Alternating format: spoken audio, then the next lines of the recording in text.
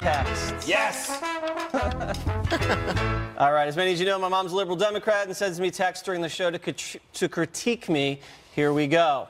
What makes you think it's appropriate to viciously disparage, insult, and dismiss a member of Congress? How does that behavior contribute to any sort of civil discourse? Humility helps, character counts. Think about that, Jesse. Yes. Next one. Oh my God. Oh my goodness, and you actually believe Trump is not divisive? You've been swallowed by semantic quicksand. Yeah. Kimberly. Yes. Next like one. that one. Please pronounce your ings. The word is pudding, not puddin'. Peekin', restockin'. And then my favorite, I am honestly concerned that your colleagues have begun to roll their eyes at your diatribe. And the last one, I cannot watch today or tomorrow, so bring back the kind, Jesse. There we go. She is harsh. Oh my God. I would love to have her on the show one day as a No, guest. let's Dana not get loved carried the away. ends, right? funny. Dana, Very, very this good. pleases us, Ms. Perino. Those All were right. great. All you. Okay, I'm next. So the Virginia's governor's race, it is just a few days away. It's on November 7th, and it heated up today. So the latest Hampton University poll shows Gillespie 8 points ahead of Northam. He's Gillespie Republican, Northam the Democrat.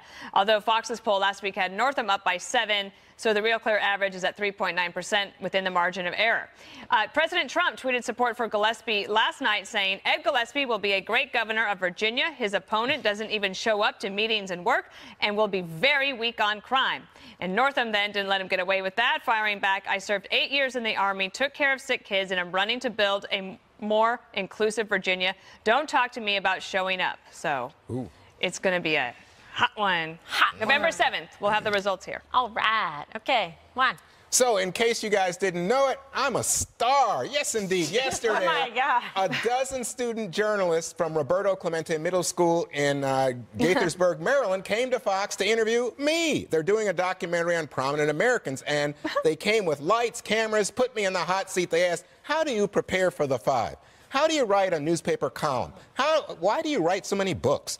These were really bright kids. I had a great time. So you should be on the lookout for Sophia, Carolyn, Samantha, Jennifer, Caitlin, Zoe, Melanie, Nicole, and Reva, rising stars on their way to the most selective high schools in Maryland. That's congratulations. Happy for them. Well, I'm so glad you filled in for me on that. Because you were busy. Yeah, those kids were heartbroken when I said no, but you know they weren't paying. So let's do this. Greg, robot news. This is very interesting. You wouldn't believe this is a robot that once said that it was going to destroy humanity.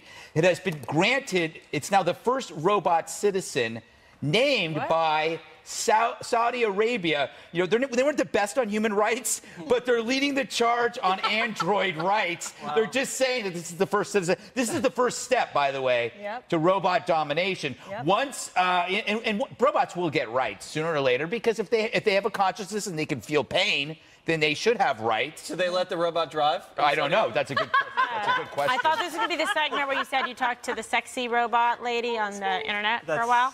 Oh, that's another one. Yeah.